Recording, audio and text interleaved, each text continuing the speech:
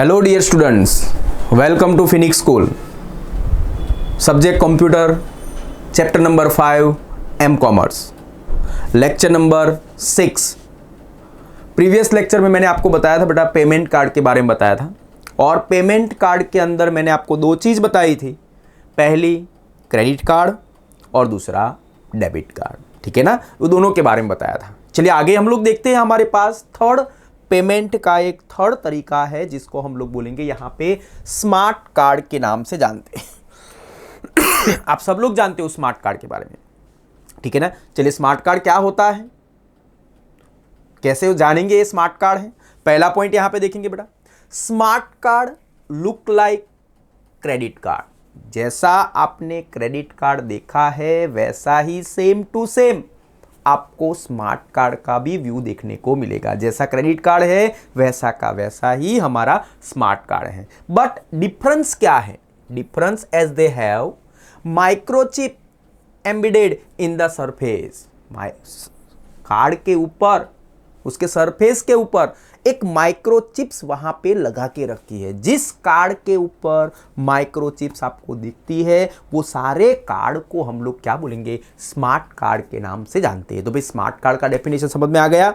जिस कार्ड के ऊपर माइक्रोचिप्स एम्बेडेड की है, लगा के रखी है, वो ऑल कार्ड्स, सारे कार्ड्स को हम लोग स्मार्ट कार्ड के नाम से जानते हैं। भाई ऐसा बोला जाता है यहाँ पे, ऐसा जो भी स्मार्ट कार्ड हम लोग यूज करेंगे, it can store 100 times more information than the normal card। हमारे पास जो नॉर्मल कार्ड है वो नॉर्मल कार्ड के अंदर जो इंफॉर्मेशन को स्टोर कर सकते हैं उससे 100 गुना ज्यादा, उससे 100 गुना ज्यादा हम लोग जो डेटा को स्टोर करेंगे वो कौन से कार्ड में बेटा, स्मार्ट कार्ड। एग्जाम में ये भी आता है 100 टाइम्स मोर इंफॉर्मेशन को स्टोर करता है। This is our smart card के नाम से जानते हैं। दे आर मच सेफर, ये सबसे ज्यादा सेफ है, सबसे ज्यादा प्रोटेक्टेड है। आपका स्मार्ट कार्ड सबसे ज्यादा सेफ है। सेफ किससे बेटा, यहां पे क्रेडिट कार्ड और debit card. As the information store in the smart card encrypted. बेटा क्रेडिट कार्ड और डेबिट कार्ड के अंदर, जैसे यहां पे स्मार्ट कार्ड का यूज किया है, स्मार्ट कार्ड के अंदर आपका जो भी इंफॉर्मेशन स्टोर होता है वो पूरा का पूरा इंफॉर्मेशन कैसे स्टोर होगा, एनक्रिप्टेड होता है। मैंने आपको प्रीवियस स्लाइड के अंदर बताया था, प्रीवियस लेक्चर के अंदर बताया हुआ है। एनक्रिप्टेड किसको बोलेंगे? एनक्रिप्टेड का मतलब होता है कि आपका जो ओरिजिनल डेटा है वो original data transfer into another form, दूसरे फॉर्म के अंदर ट्रांसफर होकर स्टोर होता है, जिसको हम लोग बोलेंगे एनक्रिप्टेड के नाम से जानते हैं। ऑल स्मार्ट कार्ड के अंदर आपका जो भी डेटा स्टोर होगा, सारा का सारा डेटा एनक्रिप्टेड फॉर्म के अंदर आपको देखने को मिलेगा। नेक्स्ट बेटा यहां पे आप देखेंगे, ये स्मार्ट कार्ड के अंदर से कोई भी इंफॉर्मेशन को रीड करना है, स्मार्ट कार्ड के अंदर कुछ ना कुछ मॉडिफिकेशन करना है, तो आपके पास स्मार्ट कार्ड को रीड करने के लिए एक डिवाइस अवेलेबल है जिसको हम लोग बोलेंगे कार्ड रीडर के नाम से जानते हैं। आप देखते बेटा, देखो कहीं भी हम लोग कोई पेट्रोल पंप पे जाते हैं, कोई शॉप पे जाते हैं, तो वहां पे हमारे पास एक डिवाइस आता है जिसमें हम क्या करेंगे, कार्ड को स्वाइप करवाते हैं। और वो जो डिवाइस जो है this is our card reader के नाम से जानेंगे। क्या बोलेंगे बेटा उसको? Card reader. स्मार्ट कार्ड को रीड करने के लिए जो एक स्मॉल डिवाइस दिया गया है, this is our card reader के नाम से जानेंगे। Are available for retail outlet as well as the attach for the this PC. बेटा ये जो भी यहाँ पे कार्ड रीडर होता है वो कार्ड रीडर मर्चेंट के पास मिलेगा, कोई भी शॉपकीपर है उसके पास मिलेगा, और ये स्मार्ट कार्ड रीडर जो है वो कार्ड रीडर ऑलवेज उसके पीसी पर्सनल कंप्यूटर के साथ उसको अटैच किया जाता है। आगे देखेंगे बेटा यहाँ पे smart cards popular in country, US में सबसे ज़्यादा पॉपुलर है, यूरोप में भी पॉपुलर है, जापान में भी पॉपुलर है, and some other parts of the Asia. Asia के बहुत सारे पार्ट्स के अंदर भी यहाँ पे स्मार्ट कार्ड को पॉपुलेशन मिली है, पॉपुलर हुआ है। तो भाई याद रखना है बेटा, this is our smart card के नाम से जानते हैं। चलिए आगे देखते हैं, दूसरे और बहुत सारे कार्ड्स अवेलेबल हैं। आगे देखेंगे बेटा यहाँ पे नेक्स्ट 4th नंबर का कार्ड जिसको हम लोग बोलेंगे चार्ज कार्ड के नाम से जानते हैं। आप सबने नाम सुना है चार्ज कार्ड, देखा हुआ है भी, लेकिन आपको पता नहीं है इसको चार्ज कार्ड बोलेंगे। आपके घर पे टीवी चलाने के लिए GTPL का सेटअप बॉक्स आता है, टाटा स्काईज का सेटअप बॉक्स आता है, एयरटेल का सेटअप बॉक्स आता है, और वो सेटअप बॉक्स के पीछे एक प्लास्टिक कार्ड दिया है। वो कार्ड को हम लोग क्या बोलेंगे? चार्ज कार्ड के नाम से जानते हैं। आपके मोबाइल फोन के अंदर आप जो सिम ऐड करते हो वो सिम को भी हमें क्या बोलते हैं बेटा? चार्ज कार्ड के नाम से बोलेंगे, चार्ज कार्ड के नाम से जानते हैं। आप बोलेंगे सर उसको चार्ज कार्ड क्यों बोलते हैं? बेटा ये चार्ज कार्ड इसलिए उसको बोलते हैं क्योंकि पहले चार्ज करो, उसके बाद आप उसका यूज कर सकते हो। आपके घर पे GTPL का कनेक्शन है और पीछे कार्ड आपने चार्ज नहीं किया है तो आप उसको यूज कर सकते नहीं है। आपके मोबाइल फोन के अंदर सिम कार्ड है लेकिन सिम कार्ड के अंदर आपने चार्ज नहीं किया है तो उसको ऑपरेट कर सकते नहीं है, वो यूजफुल होगा नहीं। तो इसीलिए उसको बोला जाता है बेटा चार्ज कार्ड के नाम से जानेंगे। चलिए चार्ज कार्ड का डिटेल थोड़ा देखते हैं।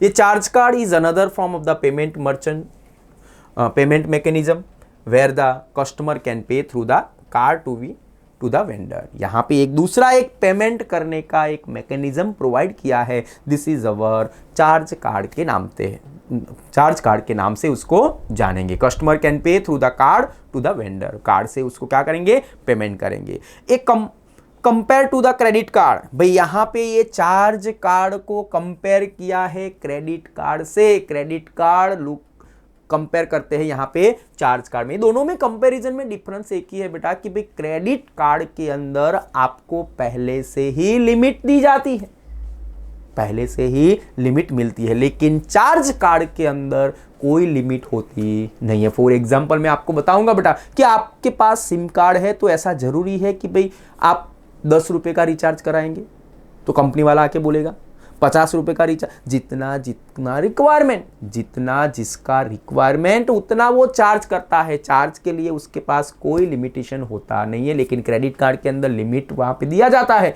बैंक से लिमिट मिलेगा 50,000 का लिमिट, 1 लाख का लिमिट। तो आपको याद रखना बेटा credit cards that have the credit limit, credit card के अंदर क्रेडिट का लिमिट आपको देखने को मिलेगा। द चार्ज कार्ड, लेकिन ये जो चार्ज कार्ड है does not carry any spending limit. आप 10 रुपए का भी रिचार्ज कराओ, 500 रुपए का भी रिचार्ज कराओ, 5000 का भी रिचार्ज कराओ, उसमें कोई लिमिट दिया जाता नहीं है। तो बेटा दिस इज अवर, यहां पे ये कंपेयर ऐसे उसको किया जाता है। The customer has pay total amount used to end of the billing period of the companies that issue the card. जिस कंपनी ने आपको चार्ज कार्ड इश्यू किया है वो चार्ज कार्ड का आपने चार्ज करवाया 28 दिन का, तो जैसे उसका 28 डेज कंप्लीट होता है, उसका बिलिंग पीरियड कंप्लीट होता है, तो तुरंत आपको बिलिंग पीरियड एंड होने से पहले आपको उसको क्या करना पड़ता है बेटा? चार्ज करना पड़ता है। अब फिर से चार्ज नहीं करेंगे तो वो चार्ज कार्ड आपके काम का रहता नहीं है, ठीक है ना। तो उसका पीरियड खत्म होता है, उसका टाइम खत्म होता है, तो चार्ज कार्ड को फिर से चार्ज करना पड़ता है। If the amount is not paid, suppose मान लो आपने GTPL का या फिर कोई डिश टीवी का रिचार्ज करवाया नहीं है, टाइम खत्म हो गया लेकिन आपने चार्ज करवाया नहीं है, तो बेटा ये जो भी चार्ज कार्ड जिस कंपनी ने आपको प्रोवाइड किया है, अगेन आप जब रिचार्ज करवाते हो तो वो क्या करेगा बेटा? आपसे लेट फीस मांगता है, वो लेट फीस कट कर देता है, ठीक है ना। लेट फी कंसीडर कौन करेगा? खाली चार्ज कार्ड, वो आपको ध्यान में रखना बेटा। This is our charge card के नाम से जानेंगे। तो क्लियर यहां पे चार्ज कार्ड। चलिए आगे देखते हैं नेक्स्ट वन। आगे देखेंगे बेटा नेट बैंकिंग। आप सब लोग जानते हो नेट बैंकिंग। नेट बैंकिंग का दूसरा नाम है जिसको हम लोग बोलेंगे ऑनलाइन बैंकिंग के नाम से जानते हैं। तो आप सब तो बहुत अच्छी तरह जानते हो नेट बैंकिंग। किसको नेट बैंकिंग बोलेंगे? किसको नेट बैंकिंग बोलेंगे? आपके बैंक अकाउंट में से जो भी आप पेमेंट करते हो, जो भी आप पेमेंट करते हो वो पेमेंट डायरेक्ट आपके बैंक अकाउंट को इफेक्ट करता है। आपके बैंक अकाउंट में से पैसा क्या होता है? वहां से डेबिट हो जाता है। ऐसे सिस्टम को, ऐसे प्रोसेस को हम क्या बोलेंगे? नेट बैंकिंग के नाम से जानते हैं। पेटीएम नेट बैंकिंग नहीं है, वॉलेट नेट बैंकिंग नहीं है, जीपे नेट बैंकिंग है। आप बोलेंगे सर ये क्यों नेट बैंकिंग उसको बोला है, उसको नेट बैंकिंग नहीं बोला है। लेकिन अगर आप पेटीएम का यूज करते हो तो आपको पहले उसमें चार्ज करना पड़ेगा। बैंक अकाउंट में से आपको उसको क्या करना पड़ेगा? चार्ज करना पड़ेगा। पेटीएम का यूज करते हो, वॉलेट का यूज करते हो, तो वॉलेट के अंदर भी क्या करना पड़ेगा? पैसा स्टोर करना पड़ेगा। अगर उसमें पेटीएम में आपका बैलेंस 0 है और आपके बैंक बैलेंस के अंदर पैसा बहुत सारा है लेकिन वो पेमेंट पॉसिबल नहीं है। लेकिन जीपे के अंदर वो डायरेक्ट आपके बैंक अकाउंट को इफेक्ट करता है, वो डायरेक्ट बैंक अकाउंट में से ही पैसा क्या होता है बेटा, डिडक्ट हो जाता है, इसलिए उसको बोला जाता है net banking. Another option which become more popular is net banking. बेटा अभी डे बाय डे मार्केट के अंदर सबसे ज्यादा पॉपुलर होने वाला एक ऑनलाइन पेमेंट सिस्टम जिसको हम लोग बोलते हैं नेट बैंकिंग के नाम से जानते हैं। आप बोलेंगे सर नेट बैंकिंग क्यों इतना पॉपुलर हुआ है, तो आप सबको बता दे बेटा, नेट बैंकिंग अगर आपको करना है तो बैंक वाले आपको यूजर आईडी और पासवर्ड प्रोवाइड करते हैं, सिक्योरिटी।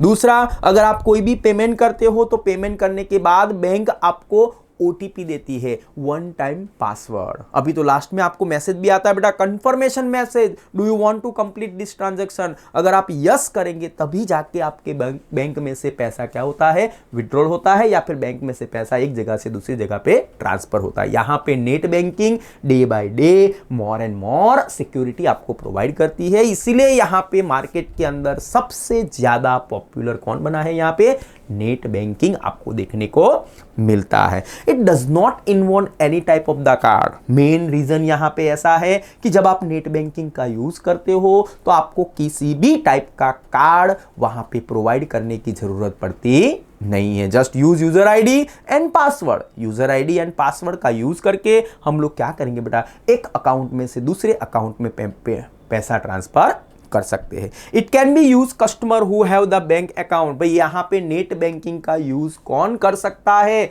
जिसके पास बैंक का अकाउंट है, उसी बैंक का नेट बैंकिंग वो क्या करेगा बेटा, यूज कर सकता है। मेरा बैंक अकाउंट किसी और एक बैंक में है तो मैं बैंक को रिक्वेस्ट करूंगा कि सर मुझे नेट बैंकिंग की फैसिलिटी चाहिए, तो आप जब वो बैंक को रिक्वेस्ट करेंगे जिसमें आपका बैंक अकाउंट है, तो तभी जाके आप इंटरनेट बैंकिंग का यूज कर सकते हो। नेट बैंकिंग का दूसरा नाम यहां पे नेटवर्क बैंकिंग के नाम से भी जानेंगे, या फिर उसका थर्ड नेम यहां पे इंटरनेट बैंकिंग के नाम से भी उसको जाना जाता है। The bank provide the net banking. जब नेट बैंकिंग प्रोवाइड करती है तो आपके पास दो चीज आपको प्रोवाइड करता है। पहला होगा बेटा यूजर आईडी, और दूसरा क्या आएगा, कस्टमर को पासवर्ड दिया जाता है। नेट बैंकिंग को ऑपरेट करने के लिए हमारे पास नेट बैंकिंग का लॉगिन, यूजर आईडी और नेट बैंकिंग का पासवर्ड आपको पहले कौन प्रोवाइड करेगा, बैंक प्रोवाइड करता है।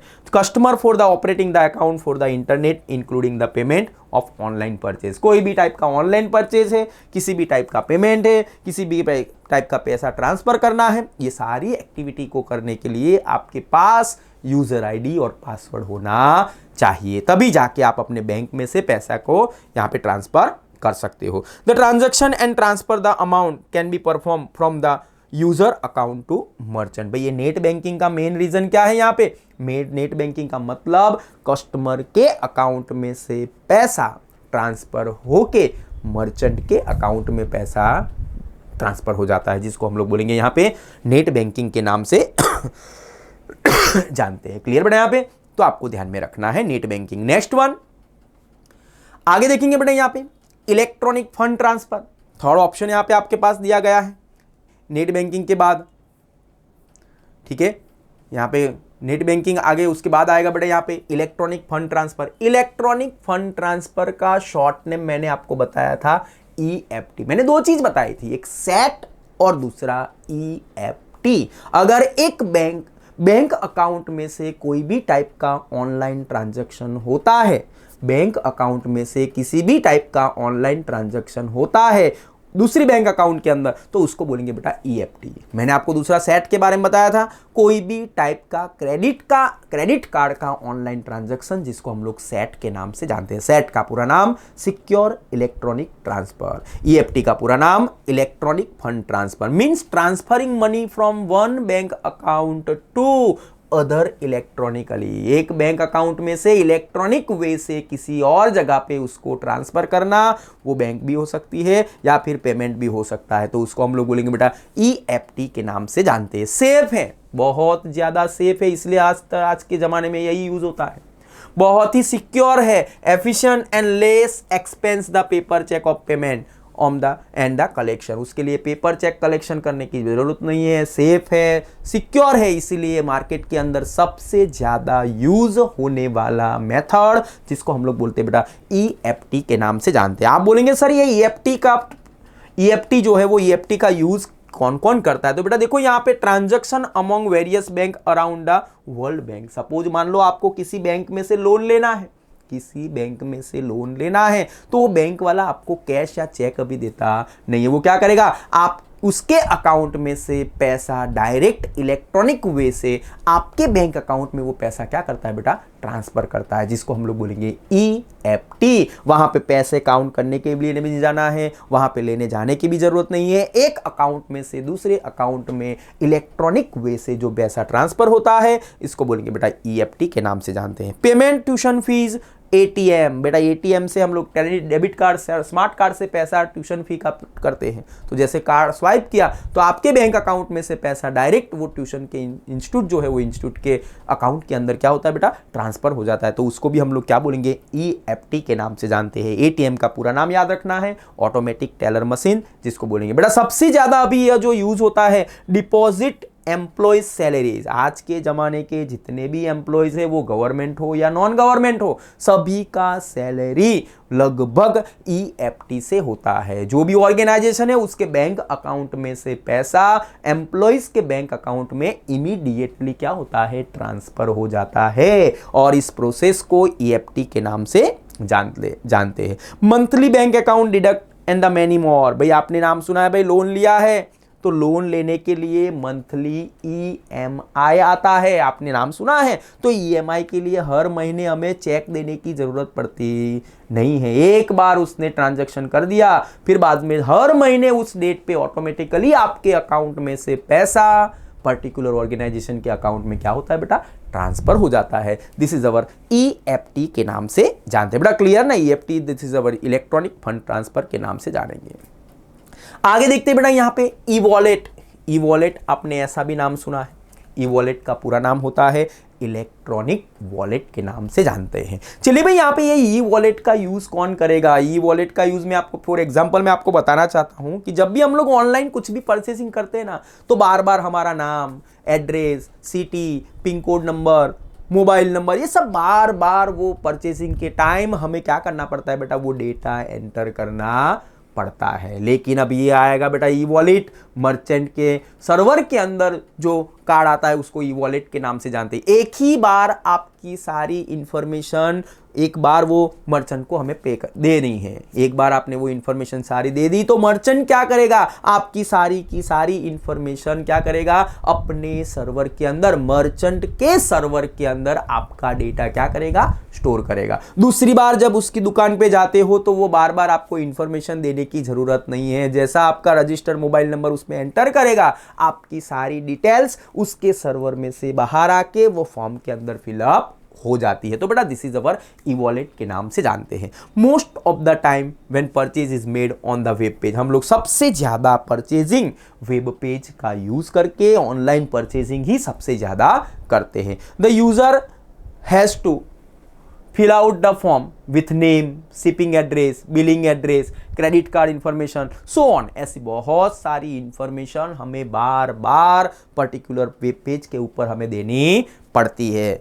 It becomes anyone if the similar form has the fill up every time to user shop। जब भी यूजर शॉपिंग करता है तो शॉपिंग के टाइम हर टाइम ये इंफॉर्मेशन को उसको फिलअप करनी पड़ती है। और ये बार बार इंफॉर्मेशन फिलअप ना करना पड़े इसलिए मर्चेंटों ने ये प्रॉब्लम को सॉल्व कर दिया है। प्रॉब्लम को सॉल्व कर दिया बेटा, having the fill out of form only once. आपको ये फॉर्म के अंदर एक ही बार डिटेल को फिलअप करनी है। Then saving the information on their server later use. वो क्या करेगा, मर्चेंट अपने सर्वर के ऊपर आपका इंफॉर्मेशन सेव कर देता है। फिर बार आप दूसरी बार जब आएंगे तो वो मर्चेंट क्या करेगा, आपकी इंफॉर्मेशन अपने सर्वर में से निकाल के देता है, जिसको बोलेंगे बेटा ई-वॉलेट। मर्चेंट को सिक्योर पेमेंट करने का एक कार्ड जिसको बोलते हैं बेटा ई-वॉलेट। कभी भी उसमें न credit card, debit card number की जरूरत पड़ती नहीं है, क्योंकि एक बार आपने पहले से ही उसमें इंफॉर्मेशन स्टोर की है। दिस इज अवर ई-वॉलेट के नाम से जानते हैं। आगे लास्ट स्लाइड बेटा, रूपे नाम का लास्ट स्लाइड हमारा है आज का लास्ट स्लाइड। यहां पे देखेंगे बेटा ये रूपे नाम का जो वर्ड दिया है वो कौन से दो वर्ड से बनाया है, कॉइन फ्रॉम टू टर्म्स। दो वर्ड से बना है। पहला वर्ड आया बेटा रूपी और दूसरा वर्ड आया बेटा पेमेंट। ये दोनों वर्ड को मिक्स करके बनाया हुआ पहला वर्ड जिसको बोलते हैं रुपए के नाम से जानते हैं। बेटा समझ में आया ना, रुपए दो वर्ड से बनाया है, रूपी एंड पेमेंट दोनों को मिक्स करके बनाया हुआ वर्ड रुपए के नाम से जानते हैं। It is a new card payment system. भाई ये नया पेमेंट सिस्टम बनाया है। Merchant launch by mechanism launch, ये नया पेमेंट करने का मैकेनिज्म लॉन्च बाय एनपीसीआई। बेटा एग्जाम के अंदर एनपीसीआई वर्ड दिखता है ना तो 1000% एक ही आंसर आता है रुपए। अगर क्वेश्चन के अंदर रुपए दिखेगा ना तो उसका 1000% आंसर क्या आता है एनपीसीआई। एनपीसीआई का पूरा नाम national payment corporation of India, national payment